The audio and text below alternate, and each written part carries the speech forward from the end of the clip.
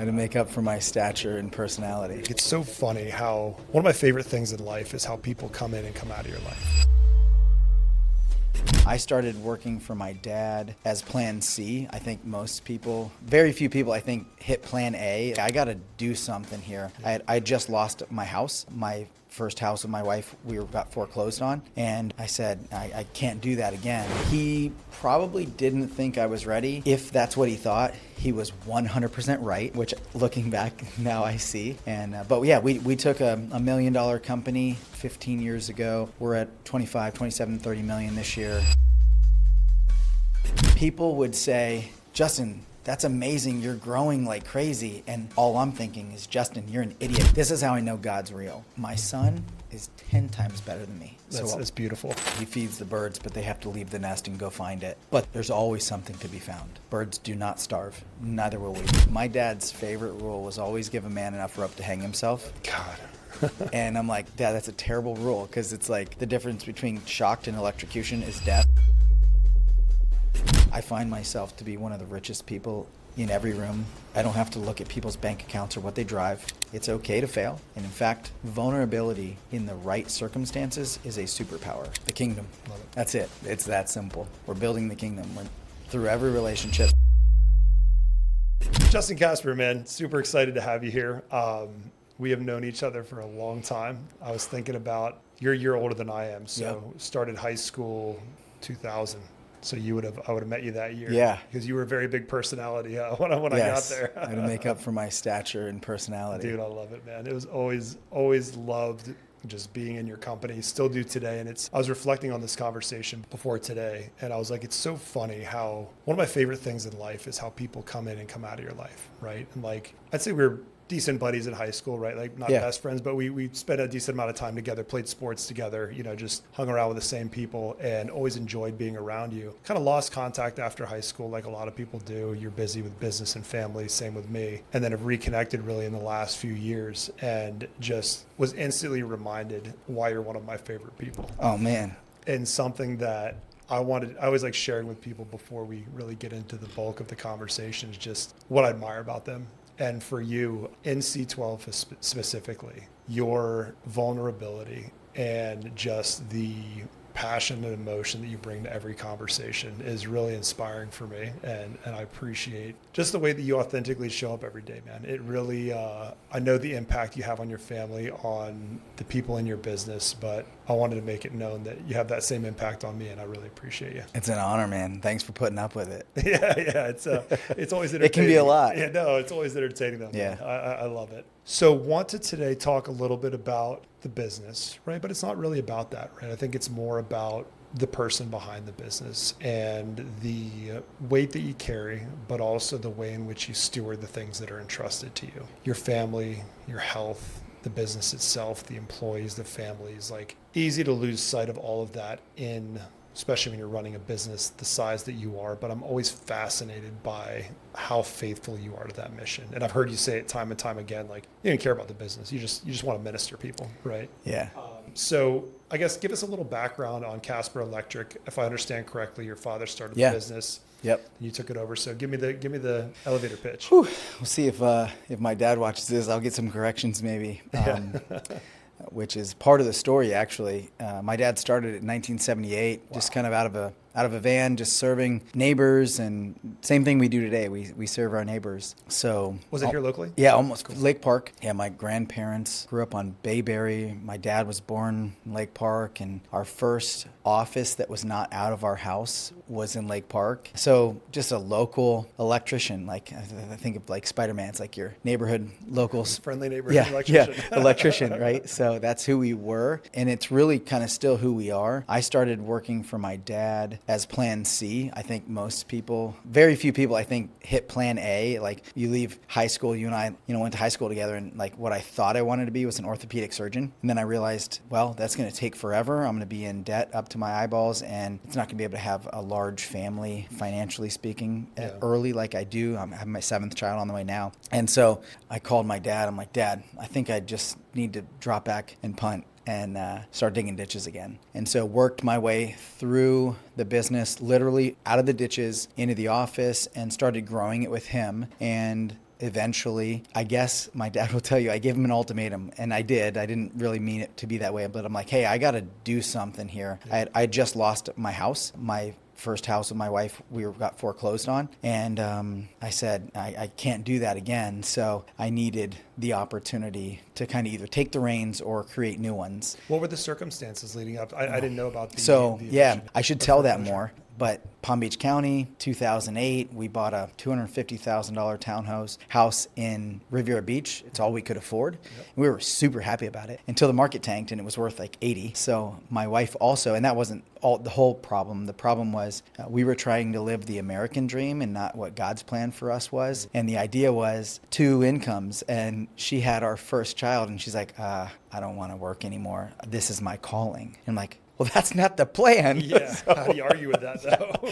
And it's like, man, God just works in mysterious ways. Looking back, it was like, duh. Like, man, we just weren't following God's will, and therefore consequences, right? Did she stop working immediately? Right then. Good for you guys, man. Not really, but yes. But honestly, so she was obedient, and I was fighting like crazy. Well, we faced the same challenge. We were both working before we had kids, because what else are you going to do? And we had our first son when we owned the gym, and we both continued working through that gym. Tally would take, like when we had our son, took a little hiatus, like step back and a year and change in both instances. But really both of us continued working through until our son was born in 2015. So until 2024, like we were both working. Works for some people, not for us. Not what God had planned for us. And man, like we just beat our head against a wall with it. Both of us, like we both thought it was the right thing to do. So kudos to you guys for, well, I guess your wife, and kudos to her. To dragging you along with her, right? If it were up to me, she was a breadwinner. She was the assistant manager of a bank. I was an apprentice electrician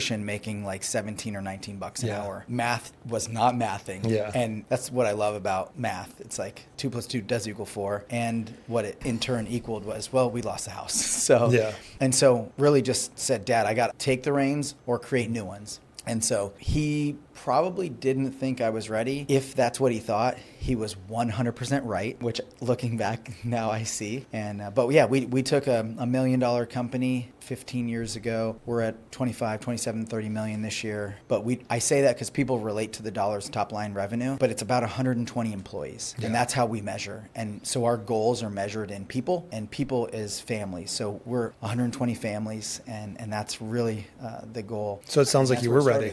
No, I could probably start a business in just sharing my failures. People would see, we went from 4 vans on the road to 8. Like we would double, and doubling with small numbers is not difficult, but as you get larger, it's harder to do. And so for 7 years, we averaged about 47% growth, top line revenue. And people would say, Justin, that's amazing. You're growing like crazy. And all I'm thinking is, Justin, you're an idiot. You're going like crazy. That was the real cost. Like growth costs you, whether it's your family, your personally, spiritually, business, growth costs you. And I was not taking into account the cost, which we are called to do. We're called to estimate the cost, biblically speaking. And no, all I was seeing was top line revenue. And it was a wild ride. So when you said you weren't ready, right, I look at, God doesn't call us to things when we're perfect, right? But they call us when we're ready to make that first step. And you did. But what I'm hearing you say is, when you say you weren't ready, you weren't ready for the cost that came with it. Is that fair? Yeah,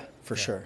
I was reckless. I was very reckless. How so? Just to measure, like key performance indicators. A lot of people speak in top line revenue. Like, here's where we're going. And they talk about a top line revenue number. I'm like, I don't do that anymore. I'm talking bottom line revenue, impact of families. Like those are the things that matter. Some would say they would prefer, and this was me, I would prefer to go from 5 million making 10%, 500,000 to 10 million making the same 500,000. So I double my risk because I idolized the top line number, which meant influence, impact. It didn't. I wasn't ready.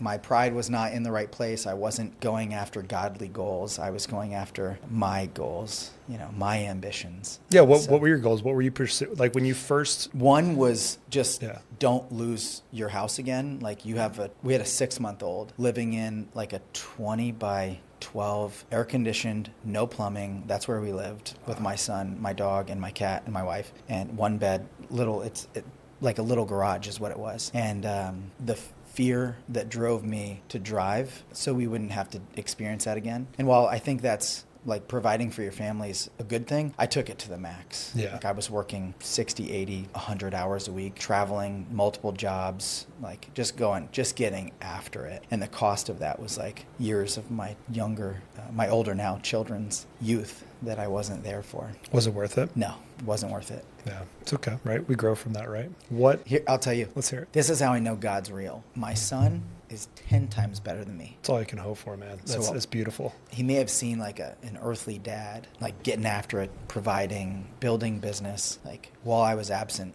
he still had a heavenly father, which is pouring into him. So grateful. Yeah. What would you say to fathers who feel compelled to provide at all costs, right? Having been through that yourself, I've been through similar, where the first from 18 months until my son was about 4, was home, wasn't present. Yeah. Completely consumed, like completely just in a terrible spot, anxious, consumed by the business succeeding or failing. That was forefront of everything. To dads that are maybe facing that same pull to provide at all costs, what advice would you give them? Well, one, God is our provider. That doesn't mean we can just sit back and not work. He feeds the birds, but they have to leave the nest and go find it. But there's always something to be found. Birds do not starve, neither will we. And so provide at all cost means you have to understand the cost in order to even do that. To make a conscious decision to provide at all cost is accounting for what the potential costs are. And so you can't really say provide at all cost unless you know what that is. And at that point, I don't think anyone would ever make that decision. Yeah. Your marriage. That's fair, right? Your children. Man, we are called to make disciples. Biblically, like Jerusalem is the idea of when Acts 1:8, it's like Jerusalem, then Judea and Samaria, then the ends of the earth. And so our Jerusalem is our family. Like for me, that's my interpretation. It's like who I'm comfortable with. It's who I see every day.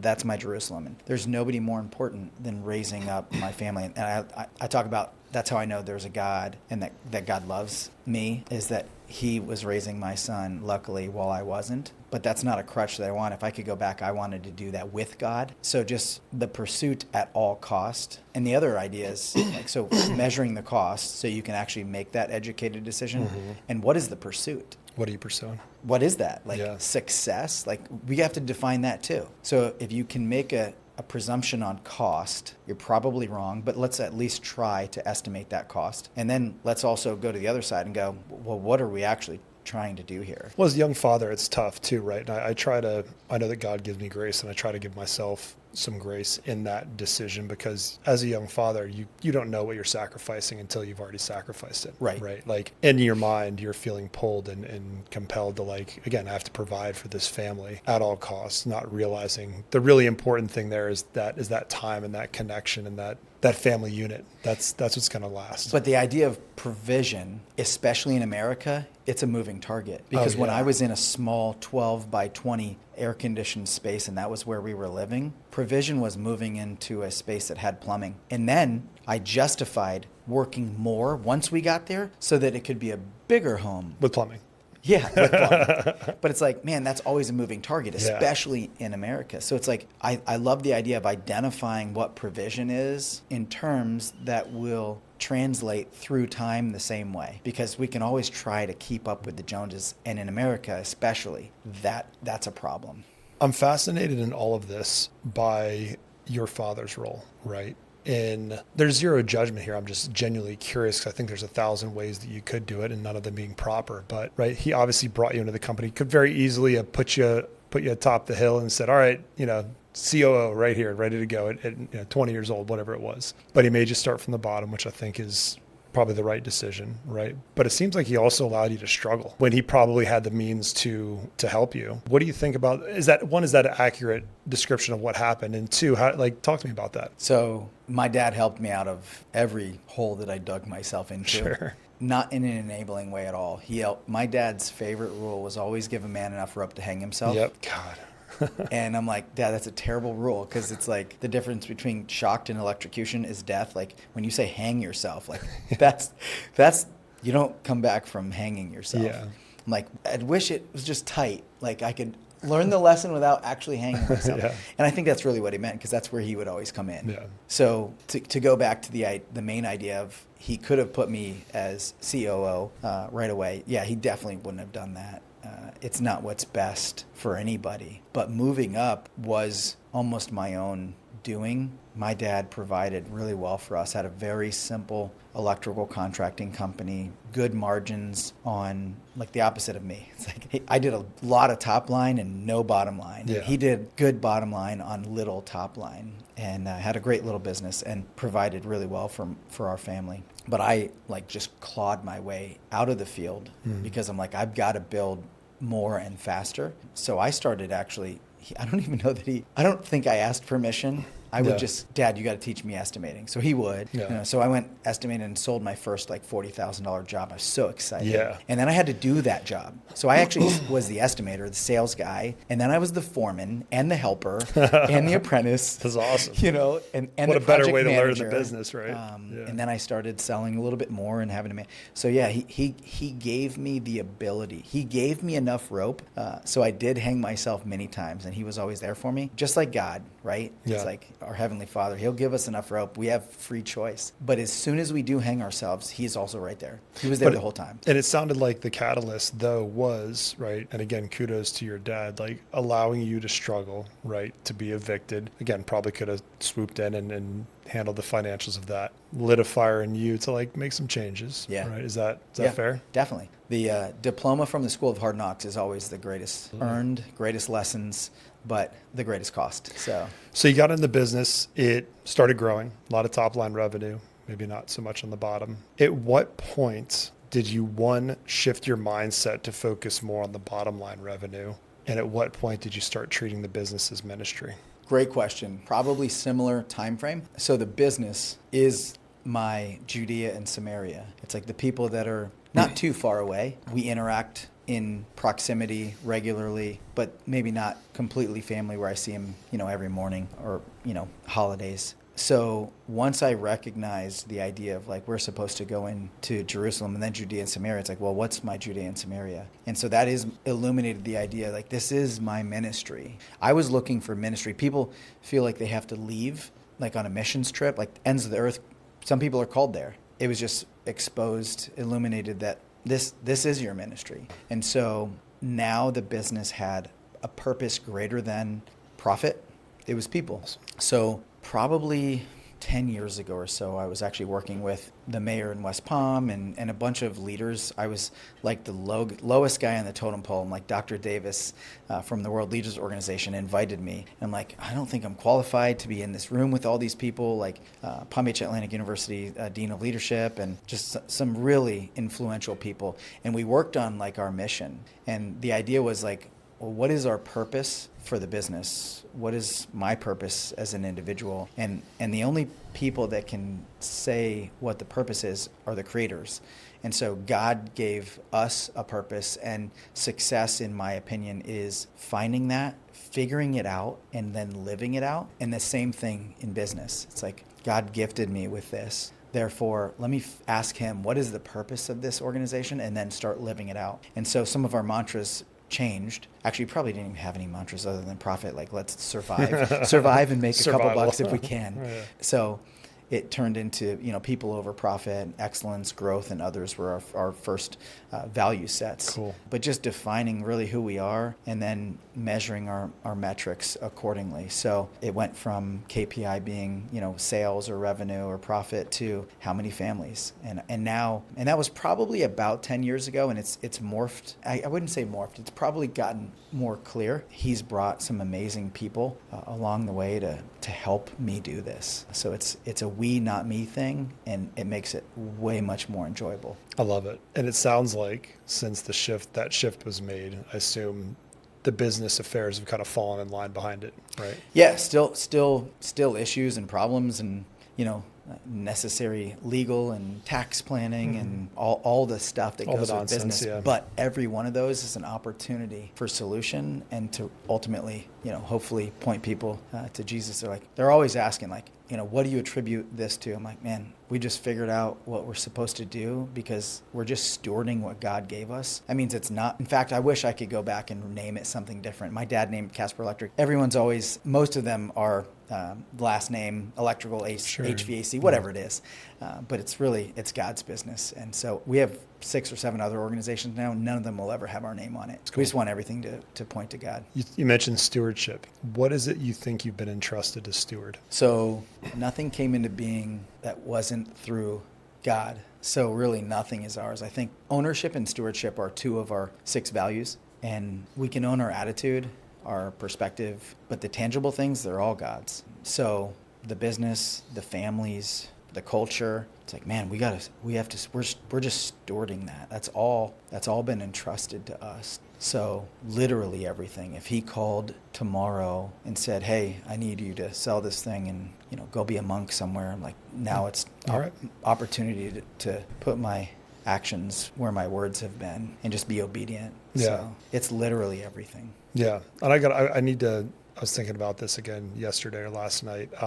I'd love to spend more time with you just because for us, stewardship has been a big theme in the health journey of our clients. And it's something that I've realized God's calling us to do. And it's not just, hey, do some diagnostics, hey, do some therapies in the back. And it's really, and I've always had an interest in it. And I don't know why at some point I kind of got off the path of it. I think it was unconscious, but I've always had an interest in going really deep with the individual sitting across from me. And I mean that with our clients as well. Like, I don't want to be the peptide clinic down the street, right? Like, I want to be someone that they go to or a facility they go to and entrust stewardship of their health with. So I through C12 and through just hearing you speak, I think that I've picked that up through osmosis. So thank you for leading the charge, man. Yeah. It's fantastic. You talk about health, you're talking about physical, but the physical goes into the mental, goes into which spiritual, goes into the emotional and spiritual. So and now we are the temple. Yeah. So it's extremely important. It's huge. Can't give what you don't have. And if you don't have, me, I was a cheerleader. I had a lot of energy my senior year and cheered in college. So it's like my role is cheerleader, firefighter, lemonade maker. That's what my role is in all my organizations. And so, but I can't do that if I'm dragging all the time. I want to bring my absolute best everywhere I go. And if I'm representing God, it's even more so, I got to bring it. And the health has to be there. And I was talking with Steve about this, right? And how intertwined the physical, mental, spiritual health is. And for me personally, physical health was the gateway to all of that. Physical health, being in athletics, we grew up at a time where, bodybuilding was cool and awesome and still is. But it kind of got me into the whole fitness thing in general. But through physical health, I've been able to maintain, not always, but for the most part, great mental health, which then has put me in a position to faithfully explore spirituality and faith. And so I always look at, and I think you can enter it, I told this to Steve, I think you can enter it from health from any one of those 3 doors. But the farther you get into it, the more you realize it's all interconnected. Yeah. Right. And sure. Each component of health empowers the other, which is just incredible to see. Yeah. I mean, I'm struggling with it in the season that I'm in, my physical health. But what I recognize is the opposite. Again, it's all interconnected. So your path may have gone through physical health, led to a spiritual health. For me, it's the opposite. It's 2 Timothy 1:7 says, for the Lord did not give us a spirit of fear or timidity, but of power, love, and sound mind. That sound mind is a self-discipline. It's I got to pray about that regularly. Lord, I need some self-discipline right now. The devil's on me to cater to my comfort and go, man, good sleep is good too. But or sometimes it's even the opposite. It's man, I'm just going to stay in the Word this morning instead of going to the gym. I'm well, it's supposed to be both, Yeah. Your body's a temple. Yes, consuming the Word day in, day and night is biblical, but taking care of your temple is also. So it's like, man, I've been struggling with it lately. So it's a perfect segue. I've been dying to ask you the question, right? Like, I view you as somebody who, in all areas of your life, you're a steward, right? Of the things that are entrusted to you, your family, your business, your relationships. Like, I see it with the guys at C12. You steward those things, right? You've admitted your health, though, maybe you're not stewarding quite as much. And so it's like, why do you think personally it's maybe not stewarded the same way? But this is common, I think, across humanity. Like, even people that deeply care, right, and are responsible and are motivated and driven and steward in so many areas of their life, health so many times, physical health gets put on the back burner. Why do you think that is? Oh man, I don't know, but I think there's a correlation with regards to family is also the thing that gets sacrificed first. We get our priorities out of alignment, and it's easier to take it out on my kids when I get home than coaching the people up in the business that are actually the ones creating the chaos for me, because I know they can't go anywhere. And that's not even true, saying that. It's like, man, in the craziest seasons of my life where my priorities were completely out of whack because of the external stresses, they always came out in the areas where I thought I can fix this later, right? So work on my marriage next month. Like, it's just a tough season. And so things get out of balance, and you sacrifice the things you think you could correct later. Family, health. We live in a world where in some cases you see maybe some evidence of that. It's like, oh man, I think what was the recent health kick of like people weight loss? It's like, man, well, first of all, nothing that comes quick is really lasting or worth it. Therefore, you're not going to fix your marriage or your relationship with your daughter or son in a month. It may only take a month to degrade or undermine it. Same thing with health. It's like, oh, I'll fix that later. I've got to solve the problem that's more time sensitive right now. And I think that's kind of the correlation. Like, my wife's pregnant with her 7th, and all she's thinking about is like, I can't wait to get back to the gym and get back physically. And she's right. But it took 9 months to get there. It's not going to happen overnight. So what she's trying to do now is make great decisions now in the season of difficulty. It'll make a difference. To not undermine the path in front of her. And what I would do is I wouldn't make those decisions. I would sacrifice. And what I'm currently doing now is sacrificing some decisions of what I'm consuming food-wise and even social media-wise. Like, my brain is fried at the end of the day, and sometimes I just want to numb it. So I think they call doom scroll. Doom scrolling, yeah. It's like I do that for sometimes 20 or 30 minutes. It's my biggest struggle right now. Yeah, and it's like, man, I get done. I'm like, that was a complete waste of time. Other than I've numbed my brain, which it's like, man, I almost feel worse after. Yeah. Yeah. Like, why did I do that? But it's like we're getting so bad at delayed gratification, and we want immediate. And so I think it's also the things that we've taken for granted, right? Like, as a kid, God willing, for the most part, right, we were healthy. Yes. Right. It's not until typically 30s, 40s, sometimes even 50s that turned 40. Health issues start showing up, right? And so we're like, my body's good. My body will be fine forever until it smacks us in the face, or we have somebody close to us that has a diagnosis. And same thing with family. Not that we necessarily take family for granted, but like you said, we kind of just expect them to be there because it's our family. Family's not going anywhere until it's not. So you look at those two things in American society specifically. Divorce rate's over 60%. Obesity rate, I believe, is higher. And so it's like the two things that really, when it comes down to all of it, are probably most important. Yes. Right? We're failing at. We're not doing too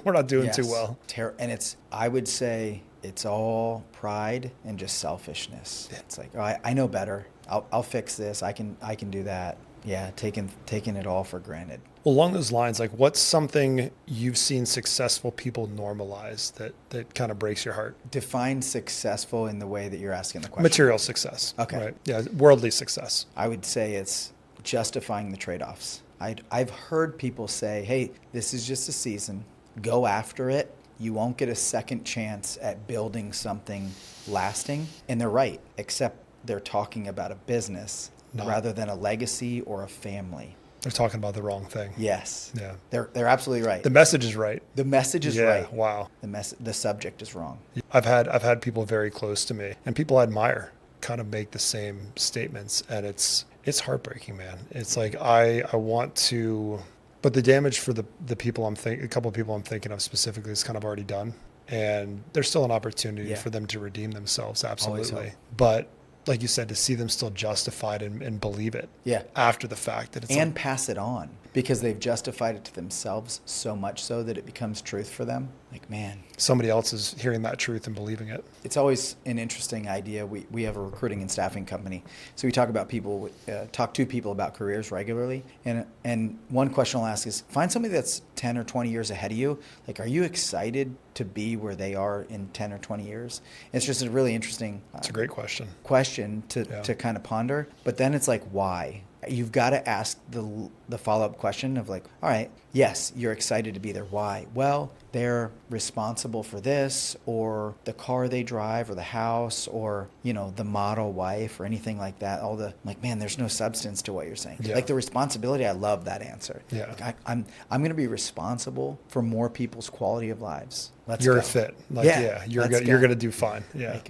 And this is not even within any of our businesses. One of our businesses is finding jobs for people outside of our businesses. So it's like, man, is this really what you want to do? And sometimes the greatest opportunity we get is to help somebody redirect and really identify purpose and go, you've been chasing after X, but you've been called to Y. Yeah. Do you feel that? Yeah, you're right. It's like, man, I'm going to be way happier making less money as a teacher, pouring into kids than I was as a CEO, like just driving people, for 16 hours a day, if at all possible. Cool. That's such a blessing to be able to do that. I think about my own journey and how valuable that would have been to me 10 years ago, right? And I think that, God's always present with us, and the journey has led us exactly where we're supposed to be. But just to think about having that realization sooner and some of the heartache that it could have saved of like, wait a second, like what you're pursuing is not what you actually really care about, right? And you guys being able to deliver that to individuals is really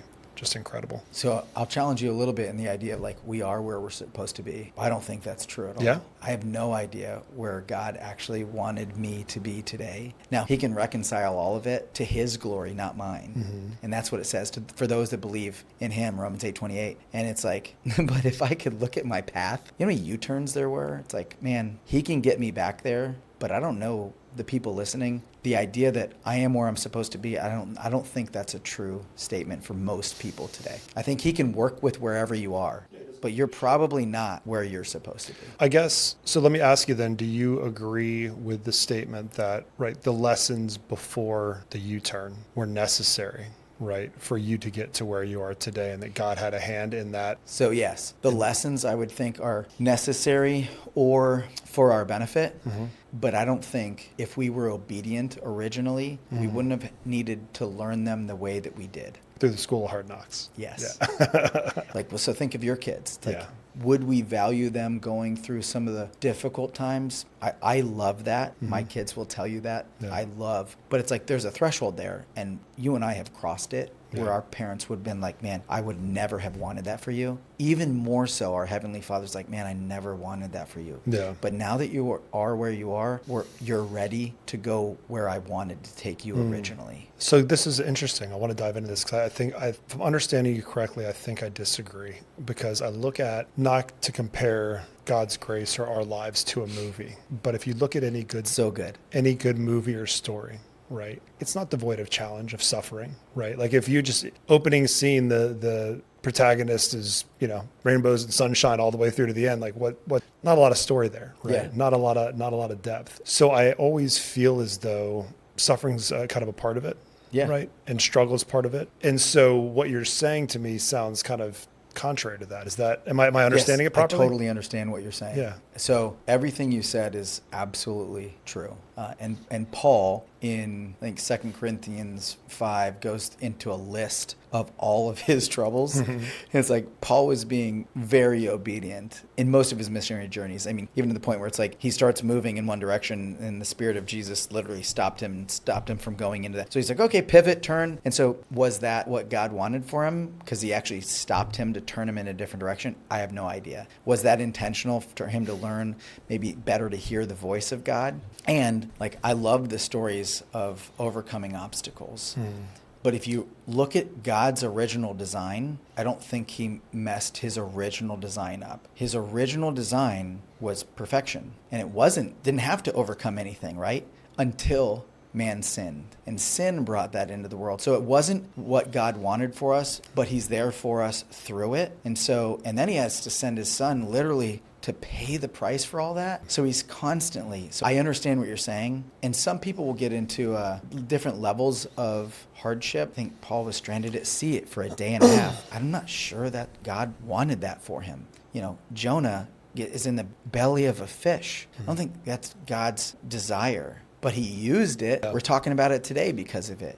God asked him, if he was just obedient, he wouldn't have had to go through that. Did he want him to go through that? I don't think so. Yeah. But he can use all of it. But it was necessary maybe to, again, learn the lesson, right? And again, not that he I think that's a slippery slope justifying your ability to make bad choices in that God will still use it. The truth is, most of these slippery slopes are caused by the deceiver who wants to get us, because many of them go through those troubles and never come back. God would never want that. Health is the same thing, right? Like it's the struggles and challenges that we face. That's now the health analogy makes me reconsider my position more in line with what you're. Some don't come back from it. Some don't come back from it. And certainly is not what God intended. But if we are more obedient, more faithful, right, and more present and aware of the opportunities that God presents to course correct, yeah, right, then we have the opportunity to do so. Interesting.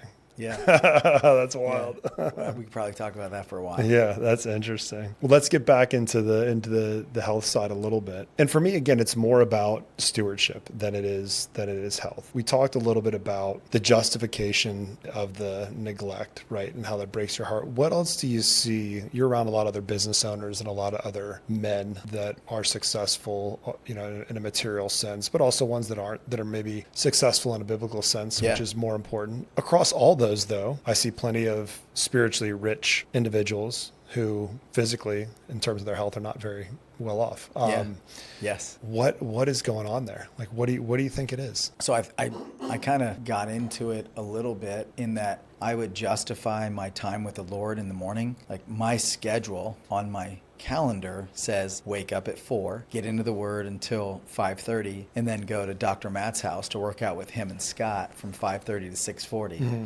And so I started justifying not going to the gym and just staying in the Word, which it looks like spiritual awesomeness, mm-hmm. but it's just an out of balance justification. And I think that's what it is. It's like, I'm going to steward my time really well, but I'm going to sacrifice the temple. And luckily, some good friends called me out on it. They're like, that's not how it's supposed to go. And I think it's just balance. And when we get out of balance regularly, mm-hmm. and the idea of balance is a moving target in itself. You think of balance, it's like the scales of justice. So it's like someone's always throwing something on one side or the other. It's like we're not in control of really almost any of it, except our attitude for the most part, our perspective, the things that are not tangible, the things that are tangible, we're not in control of. So like an accident could happen today and throw your balance way out of whack. So it's just constantly trying to get back to balance. And people, myself included, I get out of balance and it'll be a little bit before a friend calls me out and goes, hey man, I hear what you're saying. Like that sounds awesome spiritually. Like I love how you're getting in the Word and staying in the Word, but it's like you're also supposed to take care of the temple. And I think that's what you talk about spiritually rich people. It's like they could just be a little bit out of balance. And it doesn't take a whole lot to get out of balance. That's the beauty and diffienty. It's another slippery slope, right? Yeah. And it's a thing that, like, I see this with our clients all the time. They start off, again, hey, next month I got this really pressing thing right now in the business I'm going to take care of, but next month I'm going to make health a priority. Right. And then it's the next month and the next month. And along the way, there's like very subtle shifts, almost unnoticeable in how their health is deteriorating, whether it's gaining a little weight, obviously stuff going on internally they're not physically aware of or can sense. And then 2 years later, like there's a new norm. Yeah. And it's like, okay, well, I'm next month continues to drift and all of a sudden it's a decade, right? Yeah. And then your health in all aspects looks very different from the way it did 10 years ago. Yeah. And then you're playing catch up, your course correction 10 years from there is actually like not even close to where you were 10 years ago. Like 10 years ago, you were like, I got to get back to the gym, back to 5 days a week, mm-hmm. eating right. And then 10 years later, it's like, man, I just got to stop. Like the target is stop going to McDonald's because I don't plan for my day. It's like, man, yeah, you're right. It's a slippery slope. You gotta get on top of it quickly.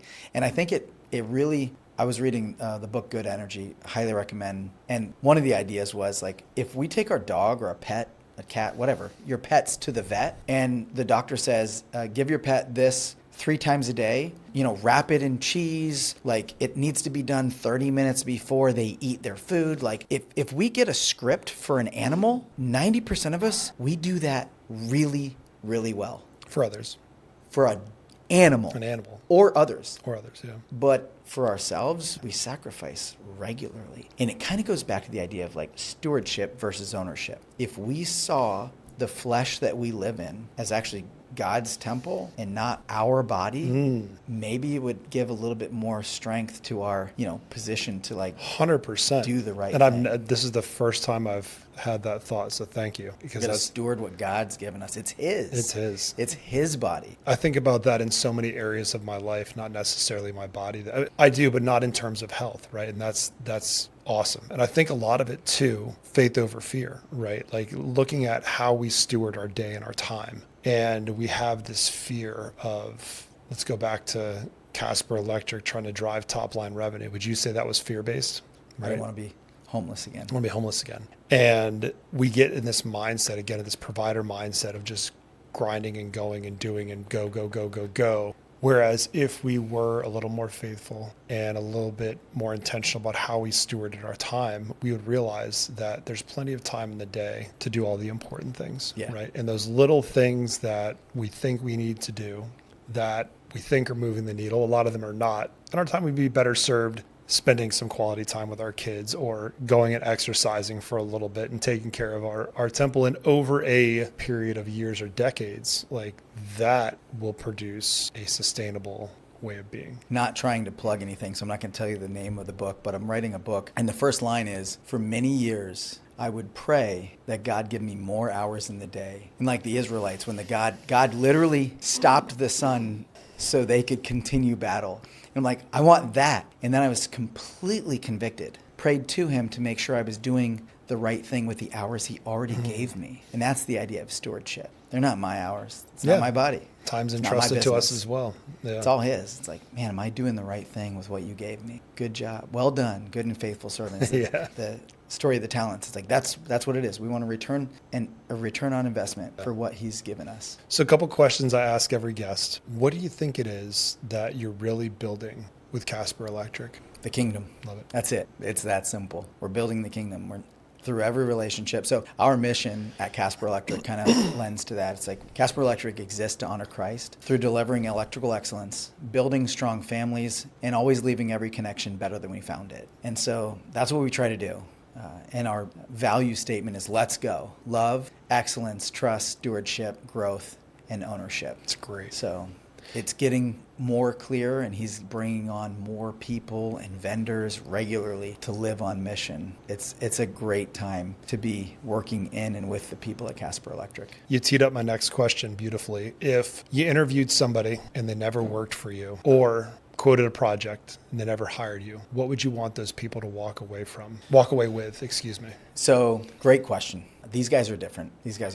And that's influence. It's like just not even interacting after that, just the idea of like there's something different. John Maxwell does a great job at communicating biblical principles inside of his books. And when he presents, typically, unless it's a forward, like Christ-centered organization, most of them are not, he gets the question like, where do you get all your stuff? Like, why is this different? And he's like, well, stick around till after and I'll give you the answer to that. And I just love how he leaves people thinking, man, something's different about the way he presents or what he does, and all business principles, but like, what is that behind there? Yeah. And that's what we're going for. It's like, why is it different? And I'll give you a very interesting opportunity that God presented us. We have a guy, Rob, who calls and he says, hey, I would love to talk to you. I don't know how he actually got my cell phone.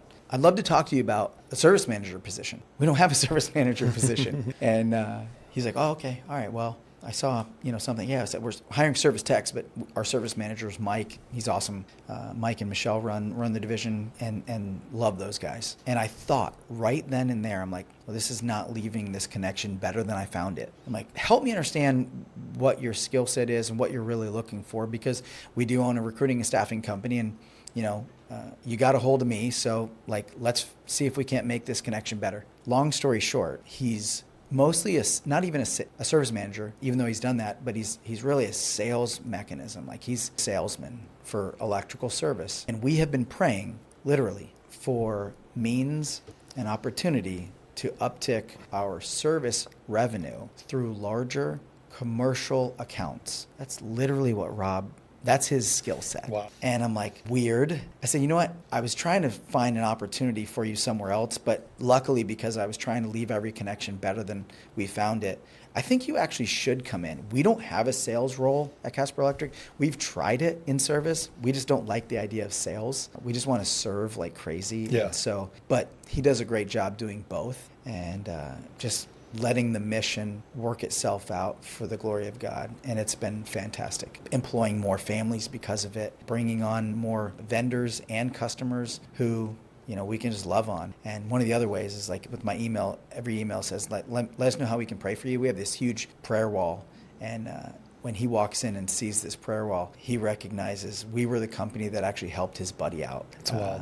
Even a month or so before. So it comes full circle. God is so cool. That's awesome, man. I love it. Couple rapid fire questions to wrap us up. What is one thing you wish more leaders understood about health and the role it plays? And this is all health again, physical, spiritual, mental. You can't give what you don't have. Everything has a cost, and you got to count the cost. Some seasons may be worth, you know, sacrificing this or that, but it can't continue forever. Whether it's your family, your business, your spiritual health, count the cost. Do you think there's ever a season that justifies sacrificing your family? When you say sacrificing the family, if it's like literally losing them, there's nothing worth that. No, of course. But even the time, right? Like, and not saying. I think so. I think, and it's hard, and that's that slippery slope. Like you can get into, I guess anytime justification is necessary, you've got to question the motives.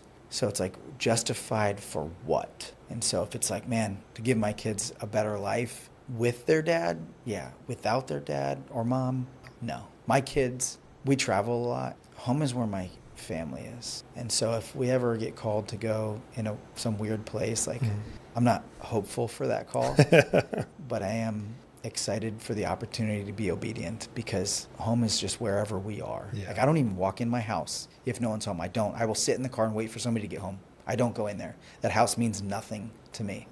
It's weird. I don't know why. It's not a conscious thing. I did it the other day. It hasn't happened in a long time, but my wife homeschools our kids. We're those weird people. So like most of the time I can go home and walk right inside because there's always someone there. But no one was there the other day, and I found myself many, many times. I just sit in my car and I'll make phone calls and be productive for business because I don't have a family right then and there that needs me, and I'm just going to wait till they need me. And I will not go inside without anybody there. That's wild. I love it though. It's great, man. That's fantastic. So next question. What's one thing you hope men stop sacrificing in the name of success? Their relationships in this priority: God, spouse, children, friends, and community. It's incredible. It's all we really have. I find myself to be one of the richest people in every room. I don't have to look at people's bank accounts or what they drive. I just know that I have a high quantity of high quality relationships. And relationships is really all, like if it hits the fan, when it hits the fan, your bank account's not going to matter. It's going to be who's with you. Yeah. And hopefully God, your spouse, your family, your friends and community. The business isn't going to matter. I told Steve, because we were kind of talking about the same thing, the older I get, the more convinced I am that those relationships are all that matters, right? In that order as well. And you continue to inspire me with your ability to, steward your business, steward your family, and maintain all of those relationships. It's inspiring. So thank you for doing that. Last question. You ready? Yes. All right. If someone listening is pursuing something meaningful, what's one lesson you hope they learn before life forces them to learn it? Man, you're good at questions. Try. Failure is just an opportunity to learn a lesson. I think there's a lot of people that are afraid to fail. Like we have this social media scenario where everyone posts the pictures of perfection. Like that's just not true. Most successful people, spiritually successful, worldly successful, they failed their way there. Yeah. They may not post all their failures on social media. We should do that much more. Yeah. But just try. It's okay to fail. And in fact, vulnerability in the right circumstances is a superpower. So share your failures. somebody else probably has a solution to your problem. And that's the biggest idea, I think, is like people ask journey or destination. Like what's your focus? I'm so grateful for you being here, man, and grateful for your friendship and just, again, how you continue to inspire people around you, myself included. Shameless plug opportunity. What's the new book called? So it's the idea of hearing the sound of God's voice, slowing down to the speed of sound, which is a little slower than light, but the idea of creating a sacred space, S-O, being open to what God's actually going to say, U, being unhurried, N, like the idea of drawing near, like the idea of a whisper, like people lean in. You got to do that. You got to lean in. And then D is once you hear something, make sure you discern that that's actually God's voice. I love it. When's that coming out? TBD. To be determined. Well, you let me know, and Yes. I'll be first in line, man. My pleasure. I'm honored. Thank you.